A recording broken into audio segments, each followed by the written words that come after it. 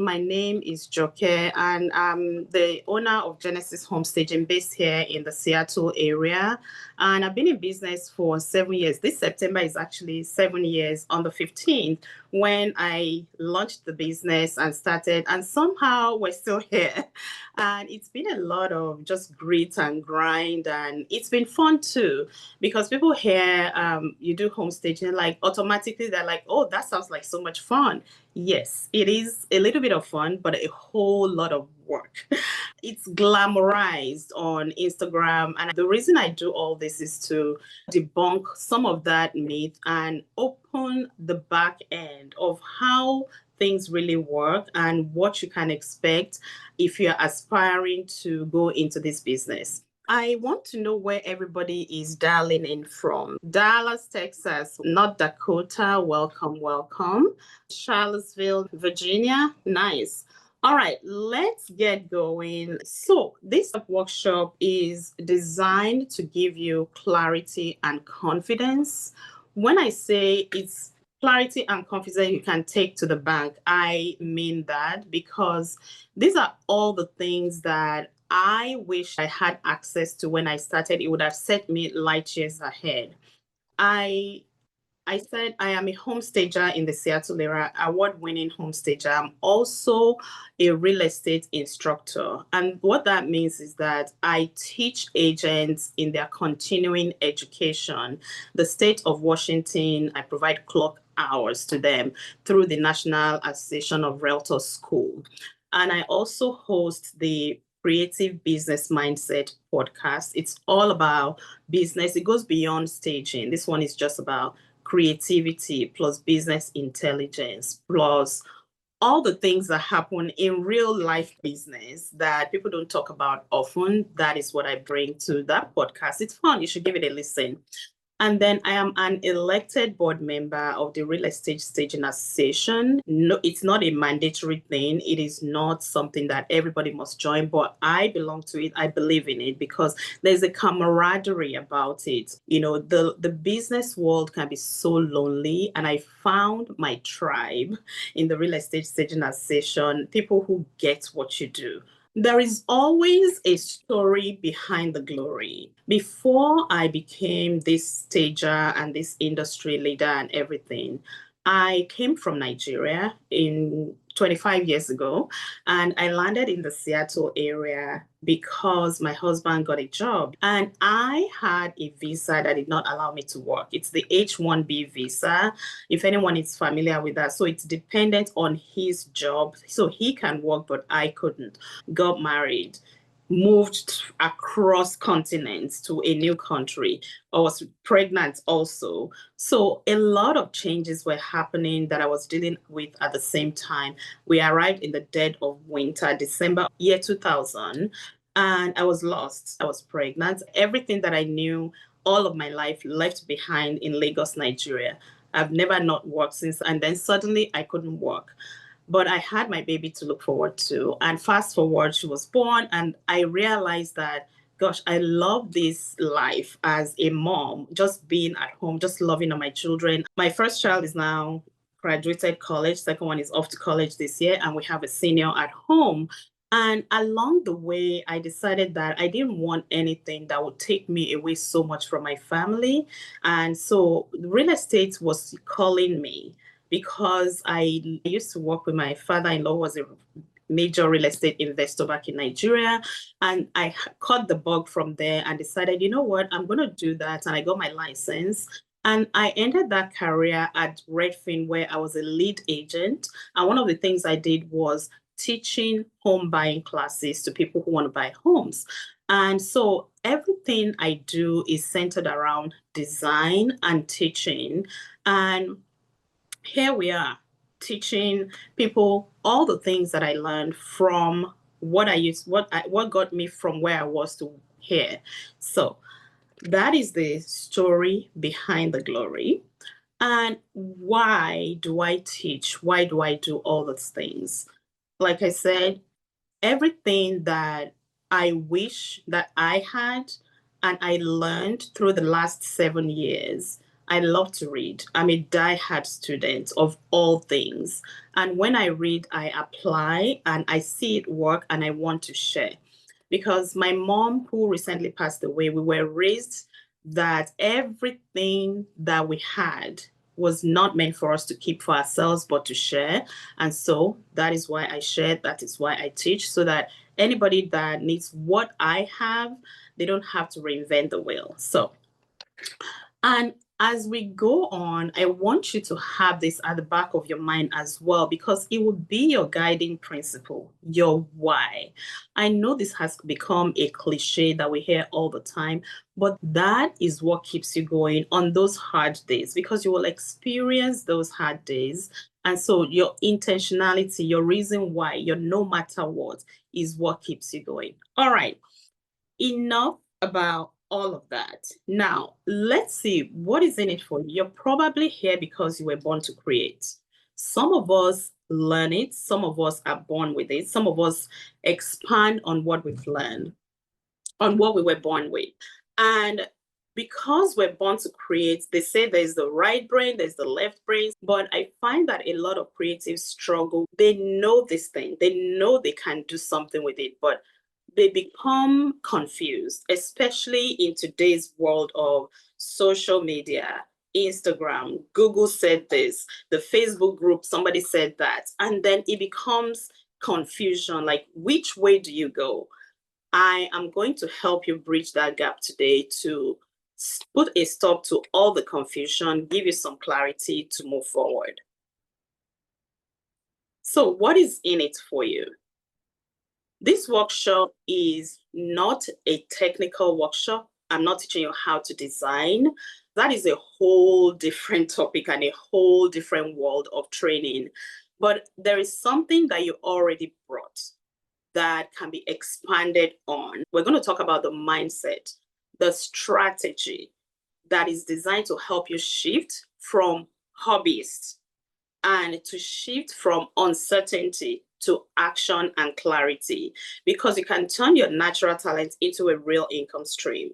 You will get clear starting points, no more guessing or feeling stuck. You can choose the path in home staging that will fit your lifestyle and your long-term goals. I am all about the soul of business, because we are human first and then business, but we all get lost. And I've been there, done that, and I'm back to centering myself.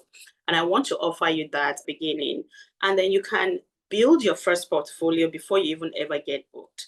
Because people ask me all the time, how are people going to hire me? I don't even have a portfolio. Well, I'll show you how you can make that happen for yourself before somebody even hires you. And then where do you find paying clients? Because you have all the talents, even after you get the training and everything. Now you still have to have people ask you to stage and they need to pay you. How do you find them? How do you attract them? I'll tell you all about that. And then how you can avoid the common costly mistakes that a lot of beginners make, that I made. And you will walk away with a step-by-step action plan tailored to your journey. You can start a career in home staging without being a business owner. I have met people who are like, I am not about that business. I just want to stage, and I'll show you the path to that. So let's get going to get you some mindset, clarity, and business tools so you can stop dreaming and start earning with confidence. I have based this on the top 5 questions that I get all the time from students, coaching clients, and aspiring stagers, or people who are just curious about the industry. And so I put together my answers for you, and I will be answering some of your questions as well, because I know you come with questions. All right. Question number 1, the big kahuna.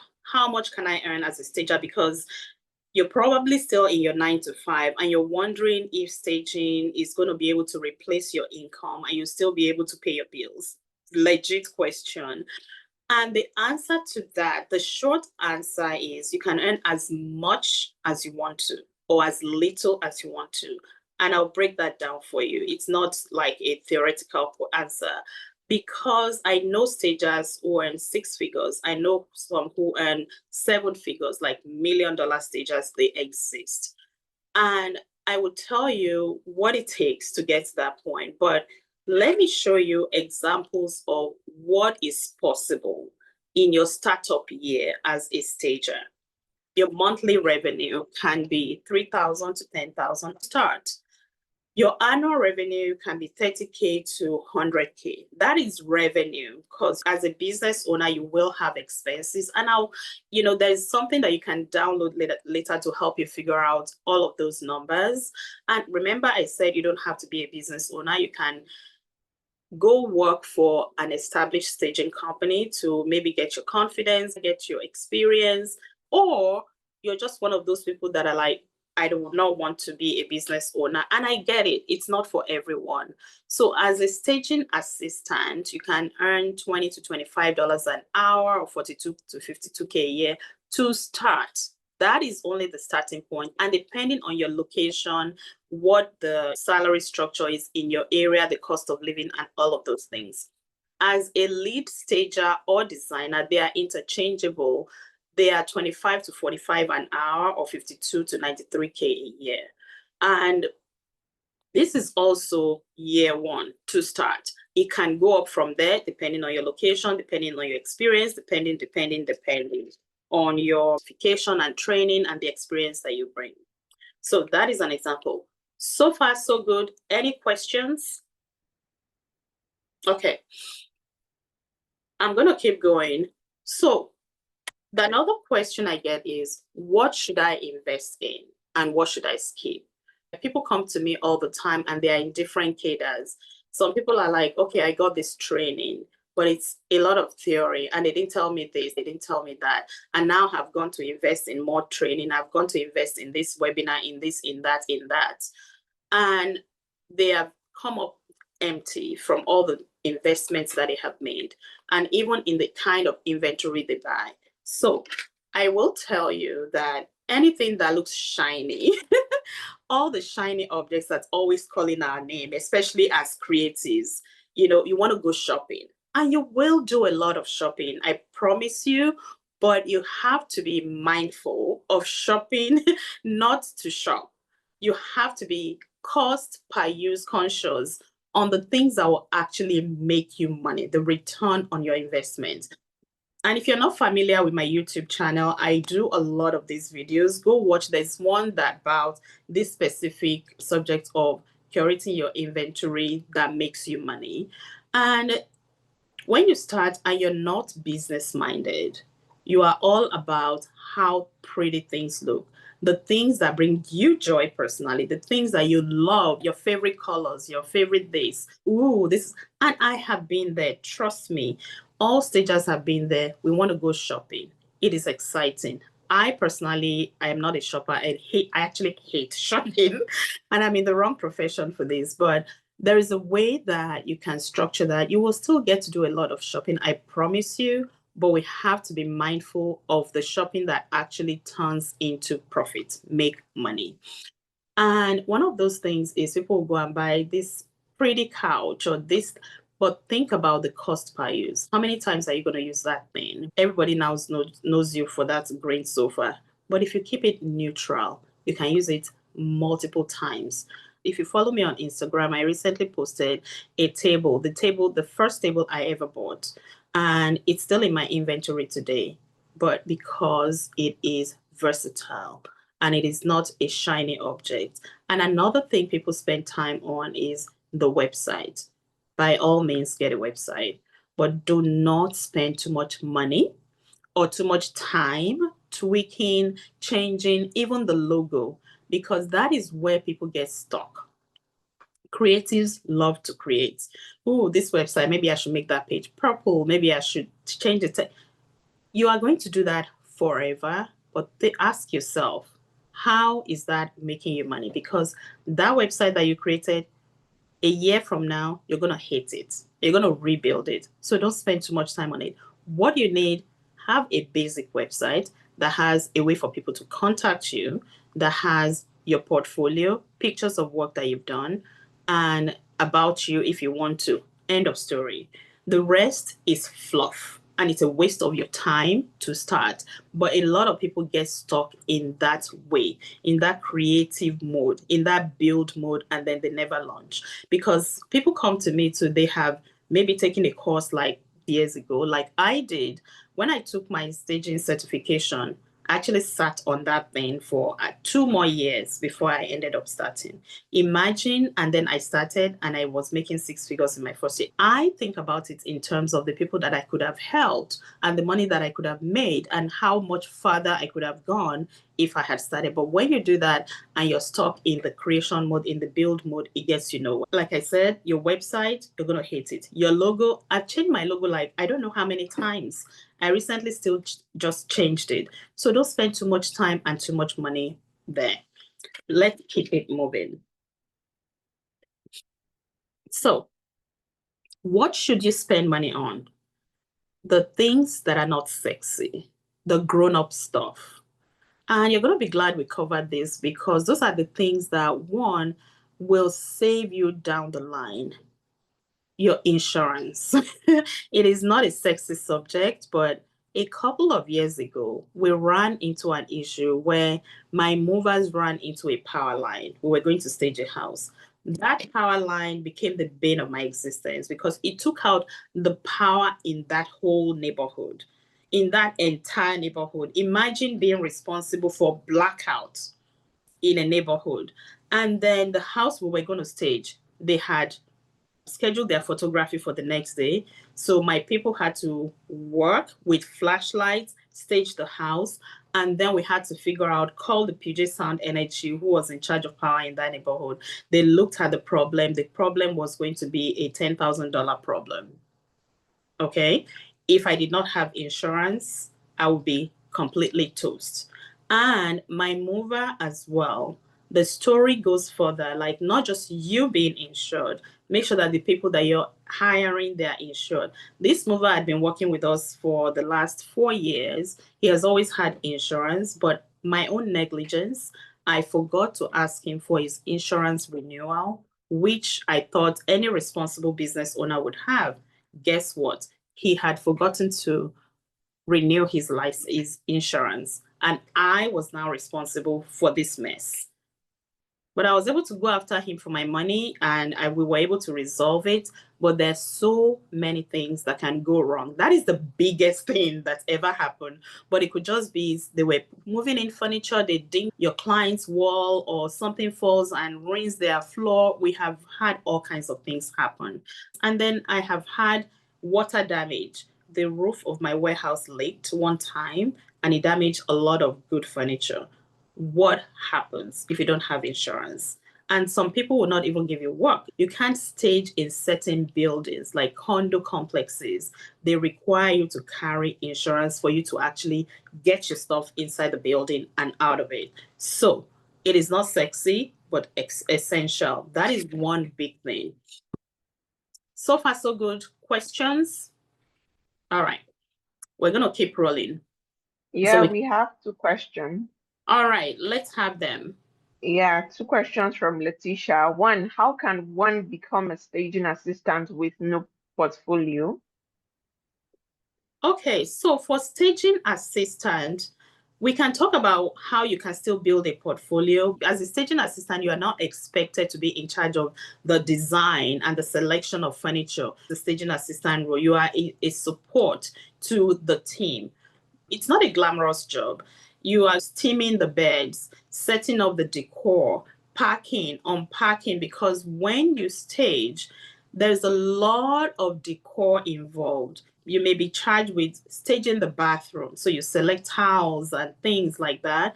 But the company that you're going to give your service to, they will train you to do the things because you're going to do it according to their way of doing things. But you don't have to have a portfolio for that. But if you're going to now be a lead designer or a stager, then you should have one to show what you can do. Again, whatever you have created is going to become subject to what their own method is, but at least they will get to understand that this is what you can do. Letitia, I hope that answers your question. Okay. She has a second question. Can you Yes, advise on when it is appropriate to take the staging license or certificate? I would say before you decide to become a stager, whether you're staging for a company or you're starting your own business, because it sets you apart as a professional. I'm going to stop there because I'm still going to talk more about that at the end.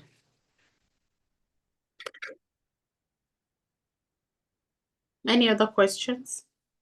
No, All none right. for now. All right, we're going to keep going. I hear with the real estate market constantly changing, is there a future for the staging business? I'm glad you asked because real estate, as we all know it, is a cyclical market, it's a cyclical business, it's seasonal, it's always ebbs and flows, just like a lot of businesses, restaurants, airlines, you name it. So, yes, there will always be business, but it will always be seasonal. So, planning ahead is key. When things are good, I would say from like February all the way to August, it's typically busy season. Sometimes the market belies that and it is not mathing according to what it's supposed to be. But in general, February to August is typically busy. And then towards the end, at the end of September, things start to slow down. Then we get into the holidays and the seasons. So that is the time when I would say things kind of calm down in real estate. And as a result of that, it slows down for home staging as well because we're real estate service marketing. And it picks up again around January. Yes, there will always be room for staging. I would say this year or even late last year, it started going from a seller's market into a balanced market. And now we're in a solid buyer's market. What that means is sellers market, sellers have the upper hand. They get multiple offers on every listing that they put out. When they put out their house, many people want to buy it. They're offering them and they take the highest bidder and they're waiving all their contingencies. They're getting cash offers. So sellers have options. And now it has slowed down. Now buyers have the upper hand. Houses are sitting on the market. Prices are dropping like flies. When they used to fly off the shelf like hotcakes, now they are dropping the prices and people are waiting. In every one of those situations, there will always be need for staging because staging is a marketing tool for real estate. You've never seen anything that sells without marketing it. Coca-Cola, as popular as they are, they're still advertising. So it is it's a marketing tool that will always be needed as long as they're selling real estate, regardless of whether it's a seller's market, buyer's market. They still need people to see that house as something that they want to live in. So the seller has the advantage, even in multiple offer situation, they still want more and they still want to attract more. So there will always be business. And the industry is what, like 50 years old. It was actually started by Barb Schwartz right here in Seattle where I am. And it's her course that I took, but I found a lot of gaps in that course and that's what I'm filling in. And a lot of the other courses, there are so many good courses, don't get me wrong, but there are always gaps and things that you find and people they do the course and they're like, what do I do with it now? So we're going to cover all of that. So far, so good. And this, I want to show as an example. This is me in my warehouse in 2021 or 2022 in the heat of the pandemic. You can already tell by my mask. And that time was a very trying time for everyone. And in the staging industry, there was no direction of where to go, what to do. Social distancing was a thing. So we couldn't go out to stage. And I came up with this idea of virtual staging. And virtual staging, it has a different meaning now. And my own virtual staging that I'm talking about, based on this video I'm showing you, was I thought, gosh, we are not allowed to go stage. Social distancing, what do I do? So I put out a campaign that we can stage your house without being there. So what I'm doing right now is selecting inventory for a house that would be staged. But what had happened was they called me and I said, this is how we're going to run this. I will get with you on Zoom. We did a virtual consultation. Show me around your house. I recorded it, and based on what I saw, I made recommendation. It's a live-in stage, occupied staging. I will talk about what that means later.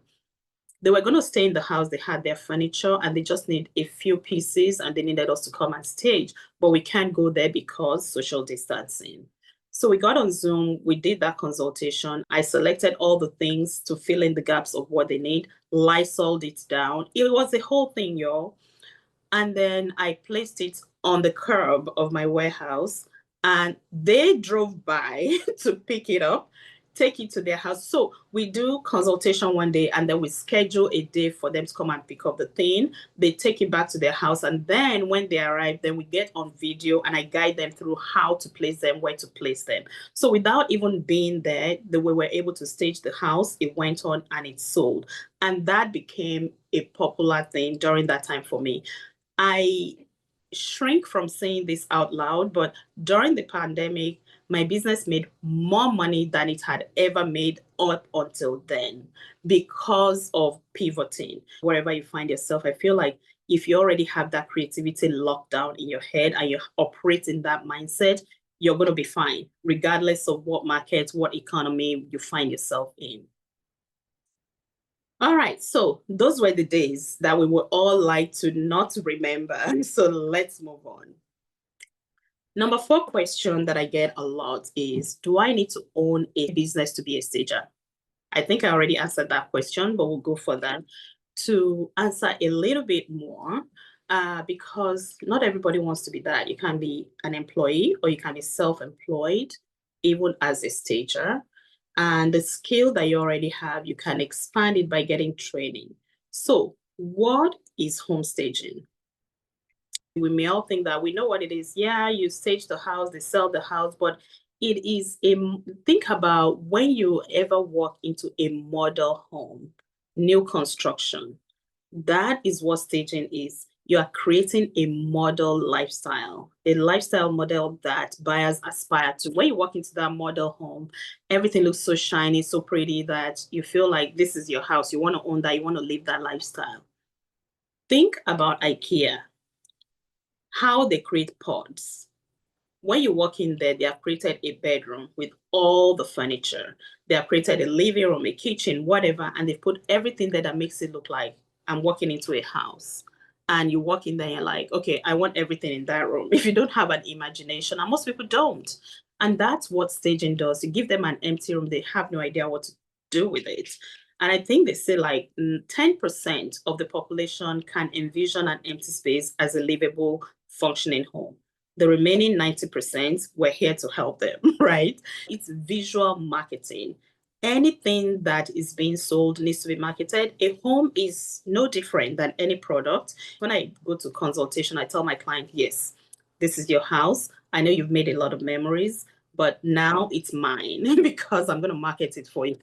You want to sell your house. This is the reason that you want to sell, because you want to make money out of it. So we're going to treat it as if it's a product that we're going to market, and I'm going to use design and staging to market it for you. And they get it when you explain it to them like that.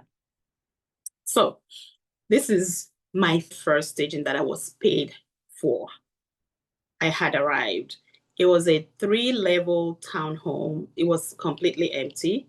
It took me 3 days to stage this house. You're never going to have 3 days. I just got lucky that I had a client that was flexible, but you have 1 day typically because it is a timeline that they've given you. They have you as a stager coming in, and then they have the photographer coming right after you. Highly recommend whenever you stage, tell them do not schedule photography for the same day because it is so stressful to try to get a home stage and then the photographer is there at the same time. So I'm like, come on the day after we're staged, period. But this one took me 3 days because I didn't know what the hell I was doing. I had nothing and I was scrambling. So I took my time, and this is the end result. How did I do? It is my pride and joy that ended up being in a magazine. It just made it to the pages of a magazine because somebody asked, do you have a staging that has windows and da da da da? And I submitted it and it got picked out of like thousands and they published it in Window Fashion Magazine in 2019. That was a fluke, but because that has never happened since then. Not bad, right? So that was my very first staging. 3 bedrooms, 3 days, going back and forth, coming and going these several seasons. I have a video on YouTube where I talked about this. So if you want to go check it out. So I have answered 4 of the 5 questions. Now let's talk about all the things you as a business owner or as a stager and how you do what you do, your business niche, your model, and what you need, your resources, what is available to you, and your next move. First of all, you. There is a book that I read, What Got You Here Won't Get You There. And it is that you have always been something, you have been good at something, you have probably hit the ceiling at that thing, or you're probably struggling where you are. But if you want to get to the next level of what is possible for you, what got you here where you are right now will not get you there. So you need to make a shift. And what that shift is for everybody is different. So I want you to think about how long you've been sitting on the idea of staging, like I was sitting on it for the longest time, because all the while I was in real estate for 11 years, I was staging for free. I would offer it to my clients. Like I just have the eye and I can go in there and it helped my business, I won't lie, but I was sitting in the safe zone. I was not moving forward on what I knew was possible for me.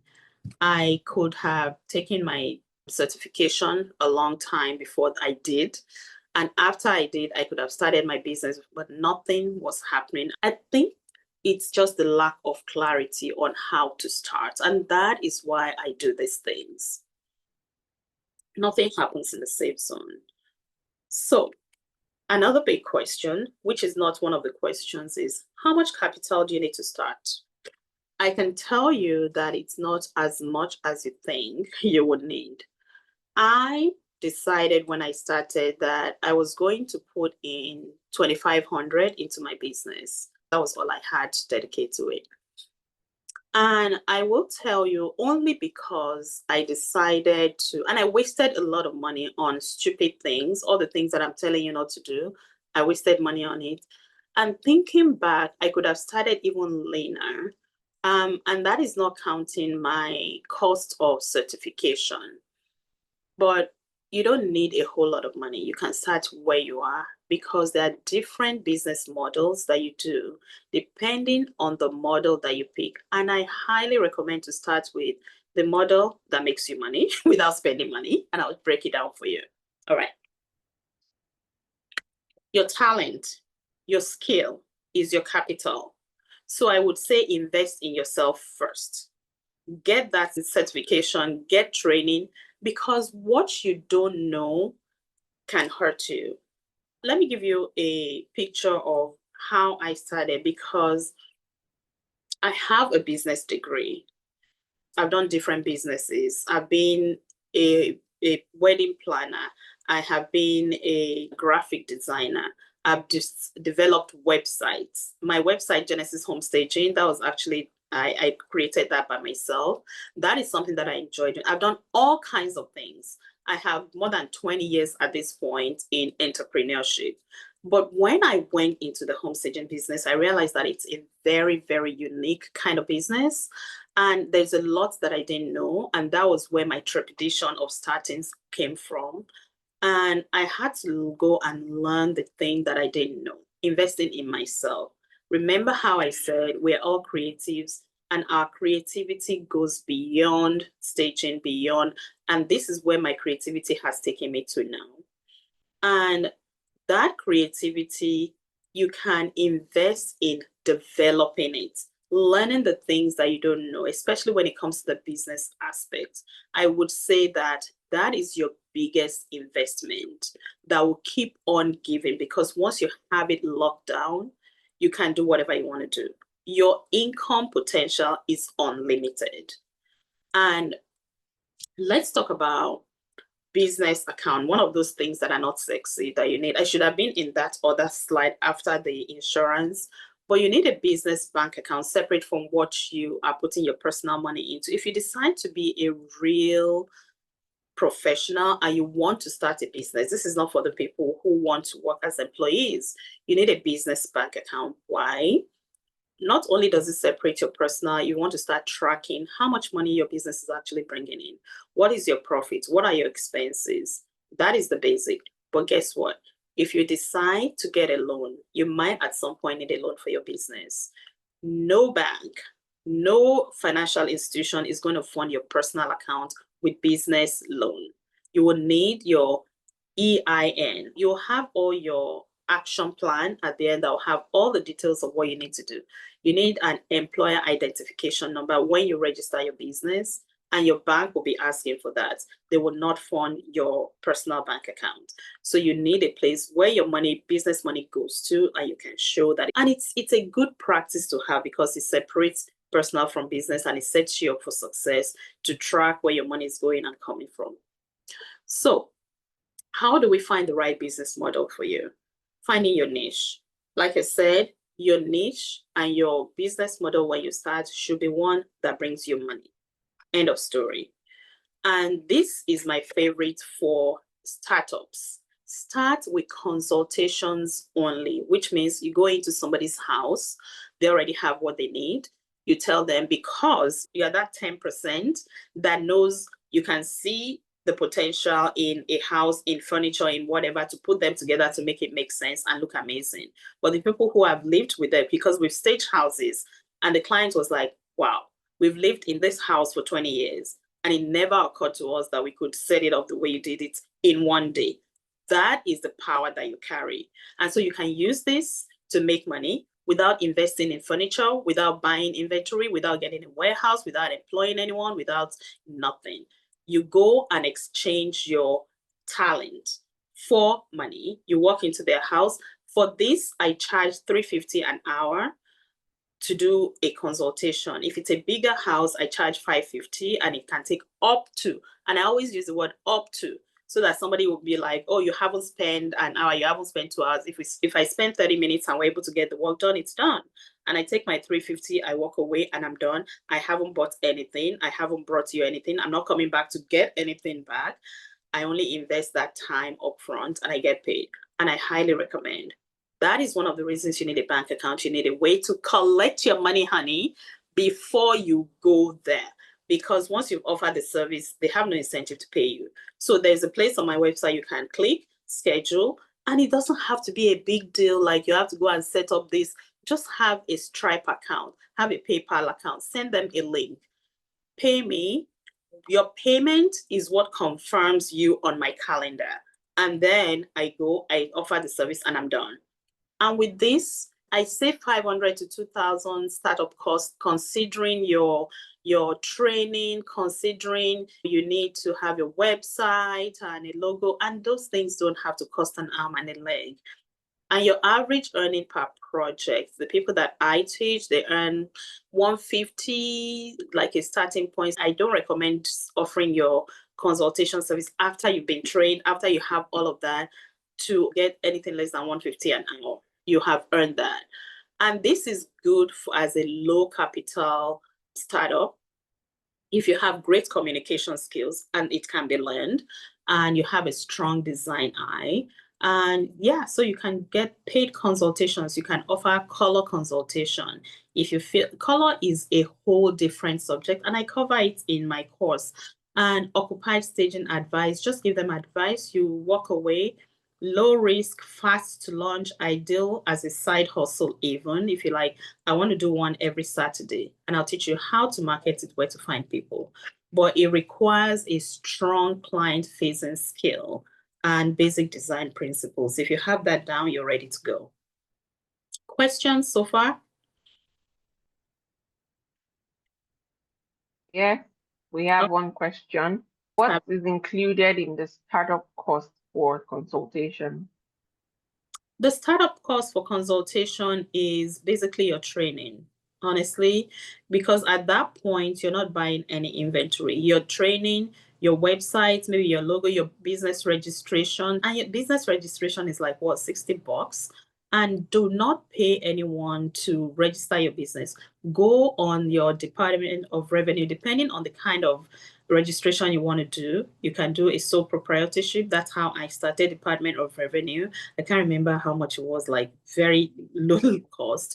You can do it yourself because it's a step by step, or you can do an LLC, Secretary of State for your state, register that. And those are the things that are included, and you're ready to start business. Does that answer your question?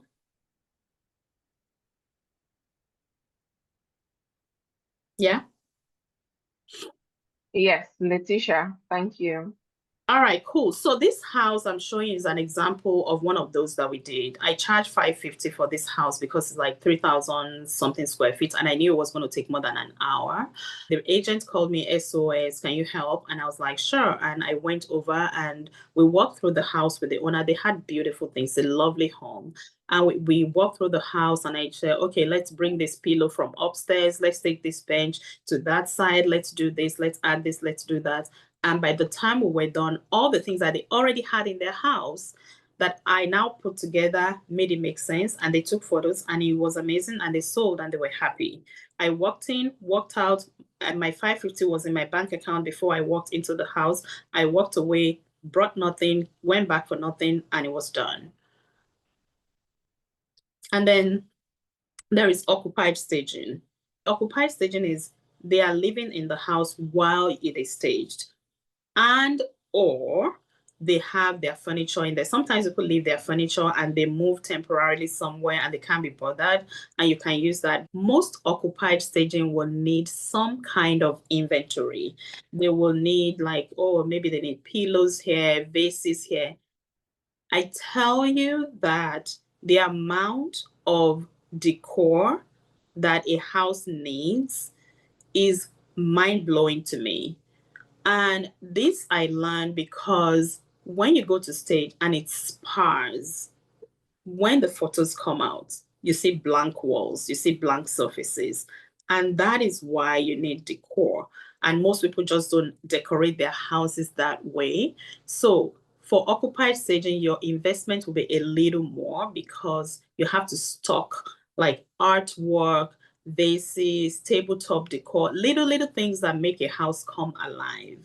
And so you would need to bring that. It still follows, for me, it still follows the same pattern. I will still charge you for the occupied consultation. And then after that, I send you a proposal saying, okay, I have seen everything that you need. I'm going to bring this and this to supplement. And then I will come back and hands-on stage with your stuff supplemented with mine. They pay me and then I come, I do it. And then we come back and get the stuff back. And we also have to, it's low inventory. It can be a little more labor intensive than the consultation, but you will need to stock smaller items of furniture. But for furniture, if they need supplemental furniture, you can rent. You don't have to invest in buying. Just Google in your area furniture rental. The big national one that I know is CORT, C-O-R-T. They rent out furniture, but it can be pricey, but you just need to make sure that you're charging appropriately, and you can have your clients connect them with the rental company. They rent the furniture. You recommend what to rent, and then you come and you stage with it, and they are dealing directly with the rental company. But I like to offer a white glove service. That's me though. And so I take on the rental. I just charge them for it and I mark it up. There's so many ways to make money. This is another occupied stage that we did. This living room, they had their stuff. The video you're seeing on the right is when my stager went in for a walkthrough to see the house, evaluate it before we staged it. They had this monstrous sectional that we had them move downstairs that we used to stage the basement. And then we brought in fresh furniture because when you walk into a house, the first thing you see sets the impression. And this was the first thing you see. So we decided, why don't we clear out this room and we do it with our own furniture, and then their own furniture, we use it to decorate the rest of the house. And that worked well. So because I have this in my inventory, but if you were to be like, okay, I want you to bring new furniture, you can always rent for that purpose. We used their dining table, reset it in a different room. It was all, everything came together. They sold, they were happy. This is another occupied stage that we did. This I actually did in my very early days. And the left is their house before we staged it. And the right is after we staged it. They had all the basics. They have major things. The artwork that you see on the right, we brought in. I'll say I brought in because it was just me at the time. And then I used all the other stuff that they already had. And it just means that you're paring down. I tell my clients, how you live in your home, there is nothing wrong with it. But when you decide to sell, then it becomes a product and we need to showcase. And that's exactly what we did here. They love their plants, they love their greenery, nothing wrong with that. But it becomes a bit too much for somebody who is not them. We don't know who is going to walk through the house as a buyer, and we want it to appeal to any and everybody, universal appeal. That's what we did here. All right. The big one, vacant staging, which is my model. Even for the vacant staging, you can still rent furniture. And I started out renting furniture when I started, but I quickly found that I had no control on the quality of furniture I was renting. And so I decided that the first house that I showed you that I staged, I rented the furniture. Some of the furniture, I bought like the accent chairs, but I rented the sofa, rented the coffee table, rented some things. But at the end of that stage, I realized that it was going to cost me more to be renting than to buy. And I ended up buying the furniture at the end because I'm like, the sofa is $600. I paid $150 to rent it for 30 days. By the time I rent it, what, 4 times, I've already bought it. And guess what? I bought that sofa. I used it for years and years and years.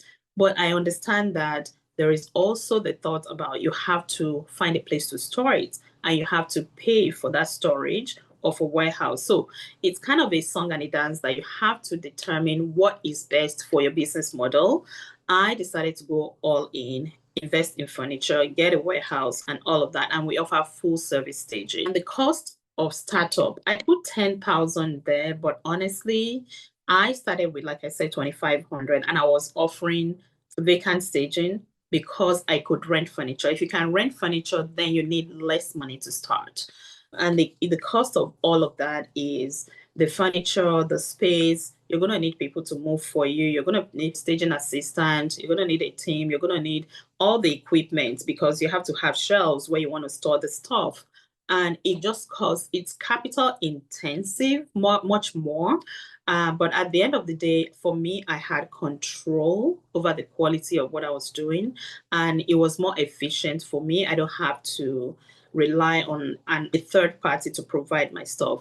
So, but it also has the highest earning potential and full control over styling. But you have to watch your bottom line because this is where people can go crazy over buying. Like I said, I buy neutral. I think about my cost per use. It is the high cost, startup cost, it's overhead cost, and all the logistics because now you have movers. I don't have in-house movers. I've tested all the models. I was renting a truck and hiring people to drive it. I have hired movers and bought a truck. Now I'm back to just outsourcing to a moving company. So you have to do the math. I did the math for myself and I realized that's what made sense because I don't have to manage movers. I don't have to maintain a truck, and all of that is just outsourced. And that was me with one of our clients in my warehouse where we're doing like an open house for agents. And this is, we call it the Genesis Mobile. When we have a smaller projects, maybe like a 1-bedroom, 2-bedroom, this can hold the stuff. Or we use it to run the small stuff over and then the truck brings the rest later. you can totally rent a U-Haul. Just do the math. What makes sense? If you rent a U-Haul per day, how much does it cost you? But then somebody has to drive it. Either way, somebody has to drive. I have a trusty warehouse manager who does the driving. He's been working with me for 5 years. Zach is amazing. So this is a house that we staged vacant. You can imagine a 5,000 square feet home. We brought all the furniture. They had 3 living areas. They had outdoor spaces. They had 5 bedrooms. They had all kinds of things. And I counted the pillows. The pillows we used in that house were like 60 pillows, and then we used 14 rugs. So think about the sheer number of things that you have to get. But then I like doing one major project that is focused. And if I can find clients that will pay me good money for it, why not?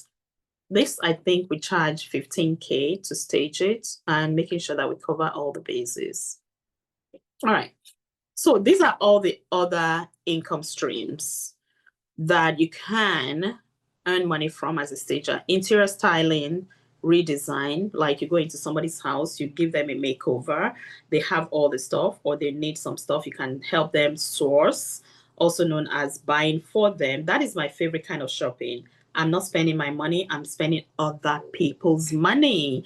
Or you can be a personal shopper. They're like, we want to go buy new furniture, but we don't know what to buy. You go with them or you go shop for them. My favorite thing is to go shop for them because I don't like shopping with people. I don't even like shopping, but having people in my head all day is not a thing for me. But I understand that may be somebody else's jam. Like, let's go. Holiday and seasonal decorating. That's something that we've offered in the past. We're not doing this year because we're so busy with the design projects we're doing. So I don't want to distract my people from that. But that is something that if you're going to do, start campaigning like from now so that you can do Christmas decorations, tree styling. We used to do that in the past, but we're not doing it now. Event decorating. So many things. And for all of these things, for holiday decorating, for interior styling, I like them because I buy the things for you and it's yours. I'm not storing it. And then you can call me back next year. I can come and use the stuff, put it in your attic. I'll come and reuse it for you. And event decorating is the same. You can rent the stuff from an event company. Outdoor spaces, you can do that as well. Short-term rental, we do that all day long. And those are all the ways that you can make money. You can also be a staging assistant, like Letitia was asking. You can offer your services as an assistant or designer to a company because you can gain experience without owning a business, even if you want to own a business later. And then you have no overheads. It's a great learning opportunity. But the only thing is that you have limits, you don't have control over the overall of what you do, your time, and then your income. There's a ceiling to it, right? All right. Just showing off another home that we did. I love this on the water. And then where do you find paying clients? I'm glad you asked. Let's talk about that. My own way that I got started, zero cost, going to open houses. There are open houses everywhere. And it's called an open house for a reason. The doors are open. Anybody's welcome. Just walk in there, introduce yourself to the agents, let them know who you are. And I had a student that had a brilliant idea. It's not my idea, but I sent her to go do open house and she was like, I'm so intimidated. What if I just go and I don't introduce myself? I just walk through like a normal person because I'm scared. I'm like, go for it. Do more of those. And then when you get comfortable doing them, then you can now start introducing yourself and let them know that you're a stager. I have a whole guide on my website. It's free. You can download it. Open house marketing guide. I did when I started Saturday and Sunday. I dedicated to 2 open houses on Saturday, 2 on Sunday, and it was in my neighborhood. And it took me less than an hour to do them within short drives. I introduced myself to the agents, and then I started building my clientele. Within 1 month, I'll have 20 agents that I can now put it in my system and start marketing to them, reach out to them. And then I did that until I didn't have to do them anymore. Guess what? The agents that I met 7 years ago, one, I'm still working with some of them. Some of them I've never worked with, but guess what? They send me referrals because they remember me, because I met them, I followed up with them, I follow them on Instagram, I do all the things, and it becomes a referral machine for me. That is the lowest hanging fruit of where to find agents because they are going to be your repeat business. You can stage for one homeowner at a time. People sell their houses once every 5 years on the average. So, but if you find a real estate agent, ask if they can put your name on their vendor list in their brokerage. Everybody now knows you just from meeting one person. So far, so good. Questions?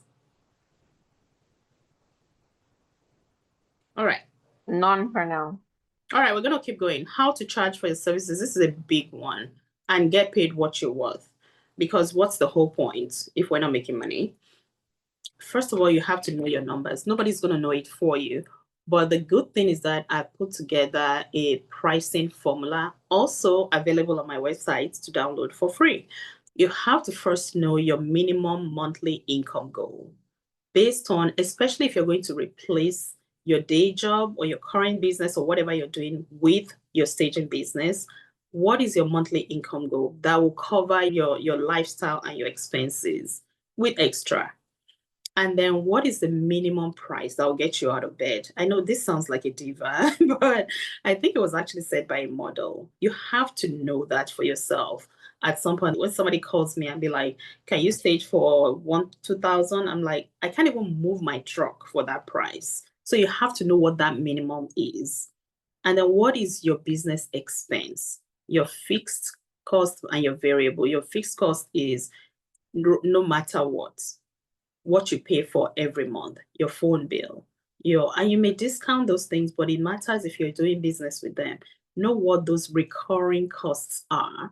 And then your variable is what it actually costs to do that job.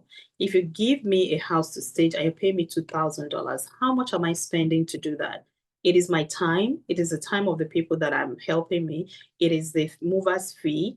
It is all of those little things that you have to figure out. And I have a whole spreadsheet that you just need to pop in some numbers to, and it will calculate that for you. All right. And then estimated cost per project. That's what I just said, labor, transport, all of that. And what is your ideal profit margin for the job? 20% is the standard, especially if you're doing vacants, which is high overhead intensive. But if you're doing consultations only, your profit can be anything from 50, 70% up. Occupied stage, it can be more. But the more you invest in stuff, the more money you spend in doing your business, of course, the less income and profits you're going to take home, the less profit you're going to take.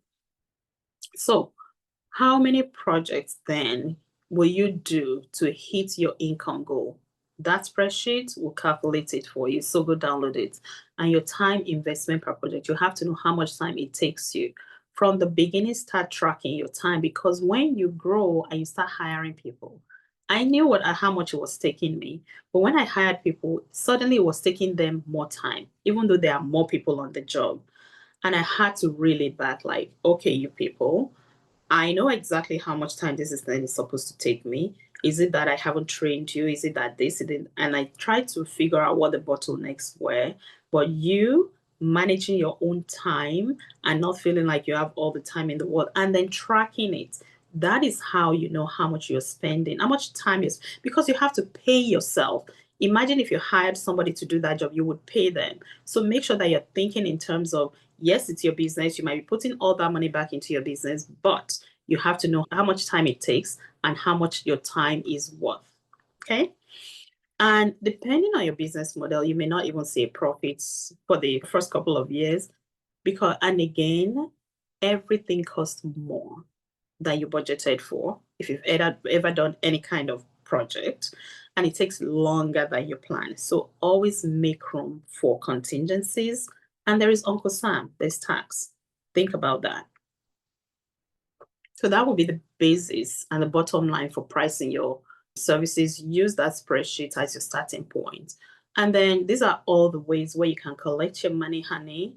You need something that will be doing tracking your bookkeeping. If you're good at bookkeeping, do it yourself. Find somebody who can do it for not so expensive, how you charge, how you get paid, because money needs to come into your account. I just have, my proposal has a link, and I cover this all in my course. I even show you my screen recording of exactly how I price my services, how I send my proposal, and they will just click a button, accept the proposal, make it easy for them. The easy button, that is the life that we live these days. Everything needs to be easy or people are not going to do it. If you go to a consultation, you send them a proposal and you're like, how do we pay you? Send me a check. So are you going to wait for the check to clear before you confirm them? How do you handle that? I need easy. Click the button, pay me my money. It comes into my account. Now you're on my calendar. I come and give you the service. So make sure that you're flexible in the options of how people can pay you easily with a click of a button. Because once you do the work, nobody has an incentive to pay you, and you shouldn't be running around chasing money. Spend your time doing other things. Don't chase payment. The pro tip I'm going to give you is that you need a digital calendar. I am selling slots on my calendar. The person who pays me first gets the appointment, because if I have next week open and several people are contacting me, who gets it first? I cannot hold the calendar time based on your verbal acceptance. Click that button, pay me my money, and then you're now on my calendar. So I'm selling slots. Your calendar time is valuable. I tell people I have availability at this time, but it is not reserved for you until you pay. And that gives people the incentive to make a move. So money saving tips. Any repeatable task that you have, and I teach this in my automation class. I recently did that in Las Vegas. Anything that you do that's repeated, you can. I have a process document. I don't think it's on the website, but I can get it together. If you're interested, reach out to me and we'll get it to you. A way for you to automate repetitive tasks, or at least have some kind of standard operating procedures of how things work. Because you're going to be a big spender as a business owner, take advantage of points, miles, rewards with your heavy spending. Do your research on what gives you that kind of reward. And then open trade accounts, so you can take advantage of wholesale pricing. You can buy your stuff from where Wayfair buys their stuff at the same price. Well, maybe not the same price, because you have designer pricing, they have dealer's pricing, but it's going to be way cheaper than actually buying on Wayfair. And there's some things you should buy on Wayfair or on retail as well, because you can get them real quick. Anyway, so the wholesale is not for everything. I have to determine what you want to buy wholesale for. Some of them have a minimum price, some don't have minimum. So wholesale is not as daunting. You just need to have your resale certificate. I recently took a group of stagers through the Las Vegas markets, the furniture markets, this past summer, where they learned how to buy wholesale. I introduced them to all the vendors. So these are all ways that you can save money. And then prescribe working hours to your team and tighten your logistics to reduce labor costs, because labor is what really, really costs you a lot. Building your brand. We'll talk about the website and all that, but also make sure you set up your Google business profile before you start, because that's how you will get those Google reviews. And then your social media handles, claim it for yourself. Name your business. Naming your business, Wix business name generator if you don't have one. And I put it on the startup checklist. If everybody has downloaded it before this course, if you haven't, you should, because it gives you all the things that you should be doing before you start. Get your domain name, make sure all of those you have claimed them, because somebody had Genesis Home Staging before I started, but I claimed it and it became my thing all through. Make sure everything matches all across the board, wherever you do your business. And when you're setting up it, make sure you have your business name, your email at your business name, because that sets you up as a professional. If you have your business at Gmail, at Yahoo, at anything other than your business name, it just sets you up to, when people start working with you, how do you share things with them without it being all over the universe, right? I create email accounts for each person on my team. And when they leave, I just click a button, I delete, and everything that they've ever shared is gone. And then creating your first portfolio, you don't have to wait for anyone to give you work before you create your portfolio. You can do it yourself. I asked my friends, I did my house, find spaces in your house. If you need to buy stuff, I ran to Home Goods, Target. I rented some stuff even for my friend's house because I did my house and then I did my friend's house. So drum roll, I'm going to show you my first portfolio. And you see, it's one of those story behind the glory. Let's see. And you can do yours. Ask your grandma, ask your sister, ask your friend, your neighbor, can I stage your house? They're not going to say no. This is my house. When my kids were still growing up, like in 2017, I created this and I just rented furniture. This is, yeah. So that is what was on my website as my portfolio. Nobody's going to ask you, is this your house? Is it your grandma's house? It is work that you did with your hands. And that's all that matters. How did I do? So those were the pictures that I had on my website, that I had on social, that I had everywhere as my portfolio. And I got calls from them. But you're going to evolve. Don't go into analysis paralysis. Done is better than perfect. Don't overthink anything. Just do it. This is my friend's house. She just handed me her keys. I have good friends. I brought that coffee table from my house, reorganized, changed the colors, and I got a photographer. That is where to not scheme. You can do whatever you need to do with what you have, but get a good photographer because they can make anything look good. So this, I don't set tables anymore. It's kind of outdated, but that time I just needed the place to look lively. So I added some, table setting. All right. So these are all the befores and afters of my first portfolio. Nobody had given me work. I created them for myself and then I put it on my websites, my social media and everything. So the 5 stages of business are the creative journey. You're going to get to the spark. That is where you have this idea. This is where a lot of you are probably are right now. I don't know where you are in your journey. I may have a mix of people in the audience. Can you put in the chat where you are? Have you started a business or you're aspiring and you're just looking for more information? Please put in the chat. I want to know who I'm talking to.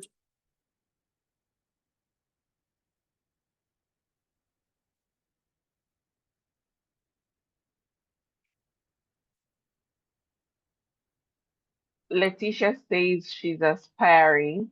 Okay. Kalu says started but hesitant. Okay. Jasmine says she's aspiring. Okay.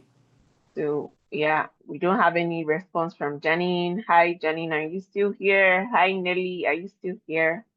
Marilla, are you still here? It sounds like we have a couple of aspiring.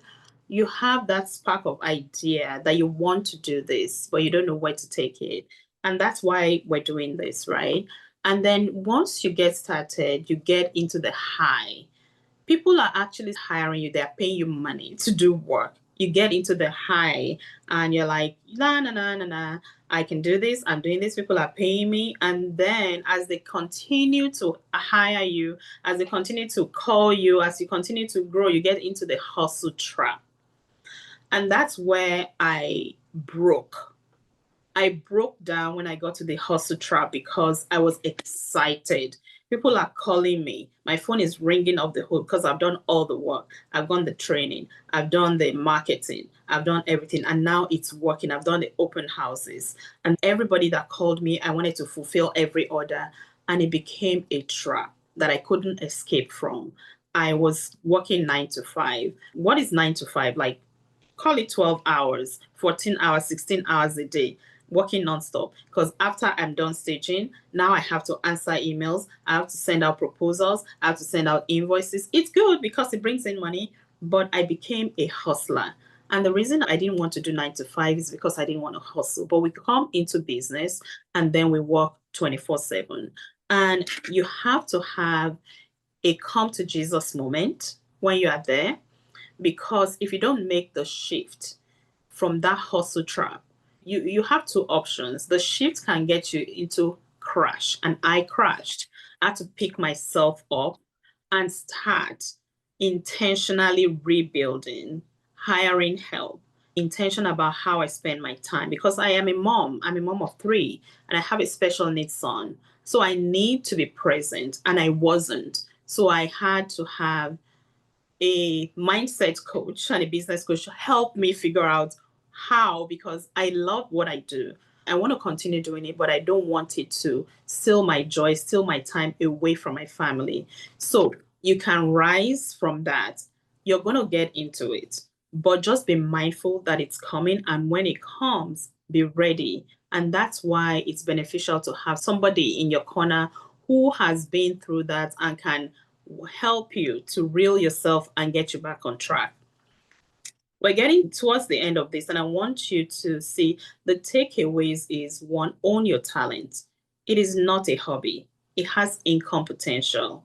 You can start smart and start with clarity, not chaos. Because all the information out there, there's so much. And I was in that chaos when, even after I started my business, I was looking at all the big stages. Oh, they're doing this. I want to do that. Oh, I should be doing this. And I got lost until I reeled myself back in. Now I'm on the opposite of that, where I'm like tunnel vision on what I'm doing. Minding my business has helped me to grow in the way that I have now.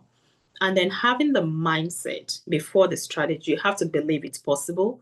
And there are examples. I know stagers who, like I said, are doing 7 figures, 6 figures. It is a real business. I know couples who do it together. That is their only source of income and they are living on it. And then you can do your portfolio before you perfection. No perfection required. And don't pay the ignorance tax because what you don't know will cost you until you learn it. So invest in yourself. And action creates confidence. Your next step is more important than your perfect step. So you can start exactly where you are using what you have today. And that number 5 question that Letitia asked, do I need training certification to start? I would say, no, you do not. But it will set you light years ahead. It will help you learn the things that you didn't know that could cost you time and money, and it will fast track you to success. And it will put you in front of people as a professional because you'll be working with real estate agents a lot. And they are professionals and they're always looking for professionals to work with.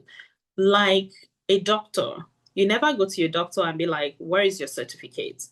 But you instinctively trust that they know what they do and they know it's more than you do. And that is the assumption when somebody comes to you with a business. So I highly recommend you get one. You don't have to. And I know a lot of stagers who work without being ever trained or certified, but it takes them years. If you want to save your time, you should get certified and get yourself ahead of the pack. And this is the last quarter of the year. Where do you want to be in 12 months? You have to ask yourself that. This was me in Las Vegas this past August, and I was doing the opening and welcome address for Real Estate Staging Association convention that we do every year.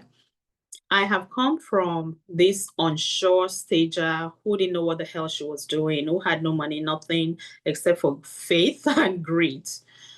And I've come to be recognized as an industry leader. I had my own session where I taught seasoned agents. It was a full room of not agents, stagers, on how to streamline their business. They were taking furious notes. This is me.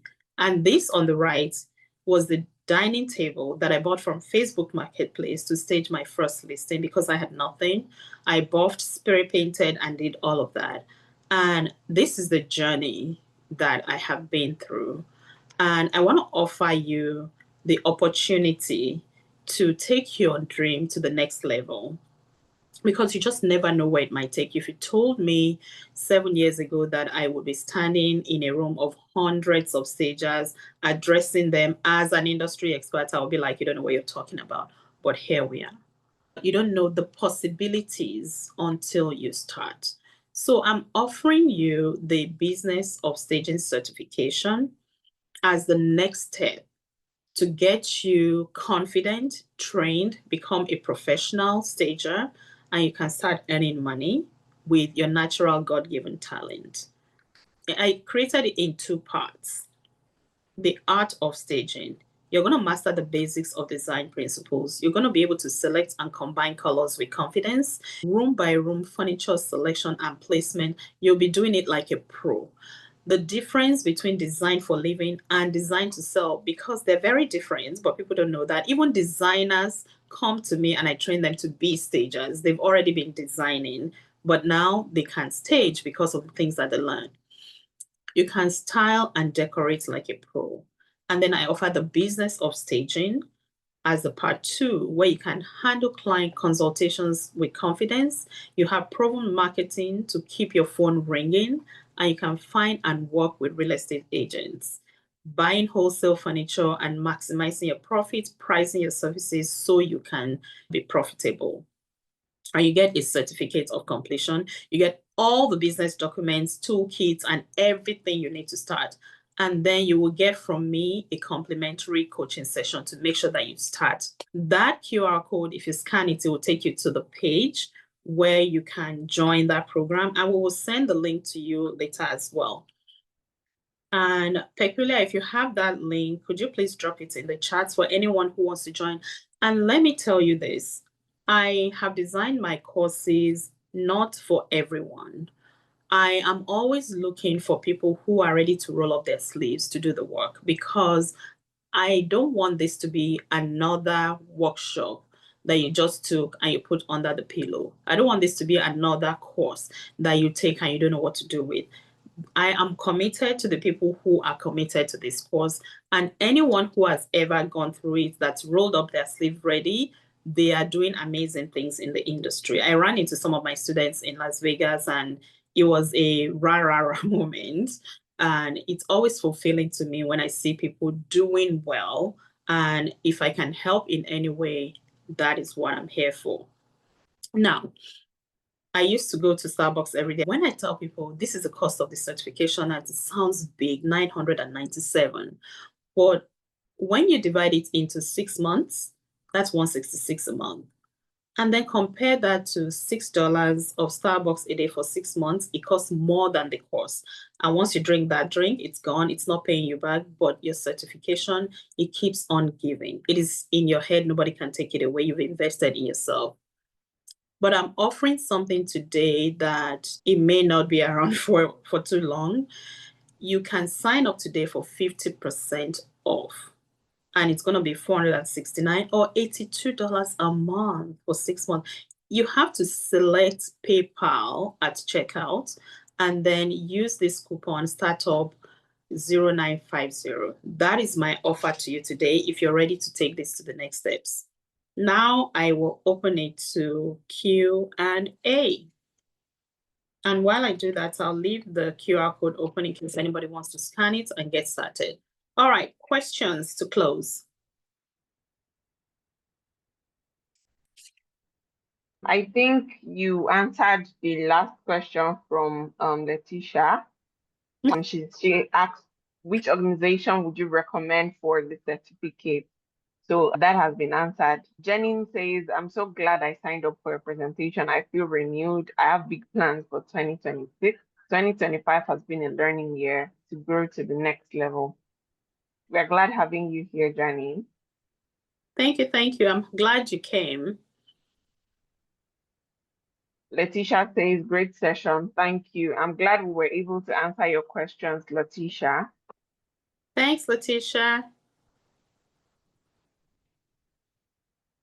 Jasmine has a question. Yeah, let's have it. Is there anywhere else we can find clients besides open houses?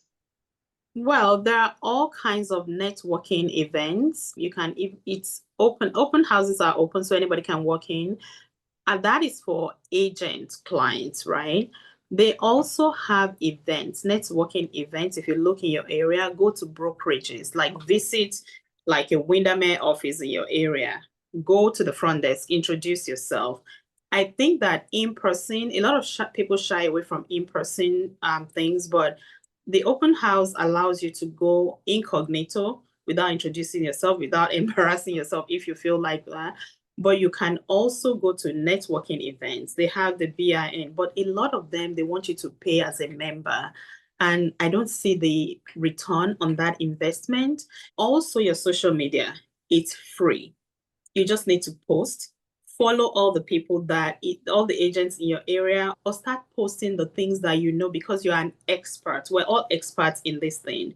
Post the things that you know that can help somebody else, and they start seeing you as an expert. That's how I became an expert.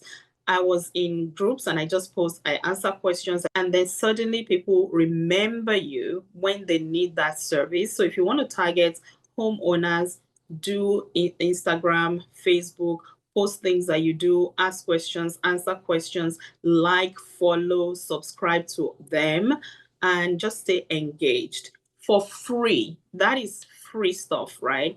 But you can take it to the next level. One of the things that bring me the most business, but you have to, first of all, have that list of clients that you market to, is my newsletter. I send newsletters out, and every single time I send a newsletter, it's like a reminder that you're still there. And the newsletter has to be valuable. It has to have something in it that they want. It's not just about you, me, me, me, me, me.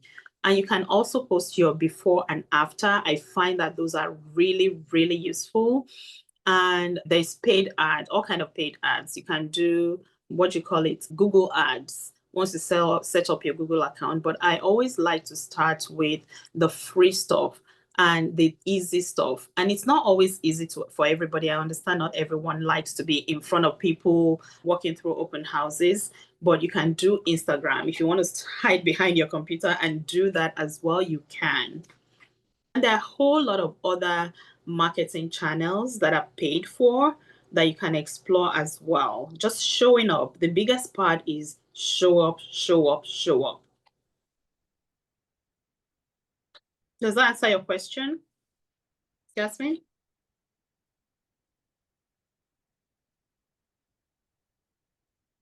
Yes, Okay. it does.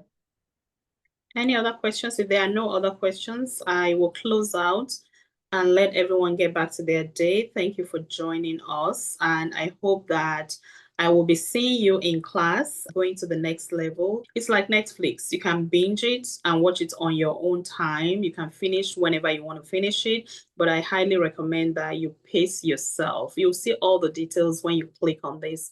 It tells you that. And if you have any questions, feel free to reach out to us. Yeah, so I just sent the link to the website, and you make use of the coupon code. Perfect. All right. Thank you, my friends. Let's stay in touch. All right. Thank you, Janine, Jasmine, Just Nails, Kalu, Letitia, and Mariela. It was nice having all of you here.